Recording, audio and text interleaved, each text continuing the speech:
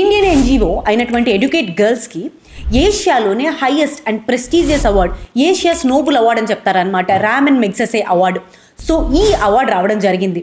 ఎందుకని చెప్పి అంటే వీళ్ళు గర్ల్ ఎడ్యుకేషన్ కోసం చేసినటువంటి కృషికి గాను ఈ అవార్డు ఇచ్చారు. సో ఒక్కసారి ఈ అవార్డు గురించి చూసుకున్నట్టయితే 1957లో రాక్ఫెల్లర్ ఫౌండేషన్ వాళ్ళు ఈ అవార్డుని ఇవ్వడం జరిగింది. అండ్ 2008 ముందు వరకు ఒక 6 కేటగిరీస్లో ఈ అవార్డుని ఇవ్వడం జరిగేది. ఇప్పుడు చూసుకున్నట్టయితే 2009 నుంచి ఈ కేటగిరీస్ అనేవి లేవు, బ్రాడ్గా ఈ అవార్డు ఇస్తారనమాట. ఇండివిజువల్స్ పరంగా చూసుకున్నట్టయితే ప్రీవియస్గా చాలా మందికి అవార్డు వచ్చింది. ఫర్ ఎగ్జాంపుల్ వినోబా భావే గారికి, అండ్ దాంతోపాటు అరవింద్ కేజ్రీవాల్ గారికి, బెజవాడ విల్సన్ గారికి. సో వీళ్ళందరికీ ఇండివిజువల్స్ పరంగా ఈ అవార్డు వచ్చింది. ఫస్ట్ టైం ఒక ఇండియన్ ఆర్గనైజేషన్కి అవార్డు రావడం వచ్చేటప్పటికి ఈ ఎన్జిఓ అయినటువంటి ఎడ్యుకేట్ గర్ల్స్. సో మీరు కామెంట్ సెక్షన్లో ఈ ప్రైజ్ని అందుకున్నటువంటి ఫస్ట్ ఇండియన్ ఎవరు అనేది చెప్పండి.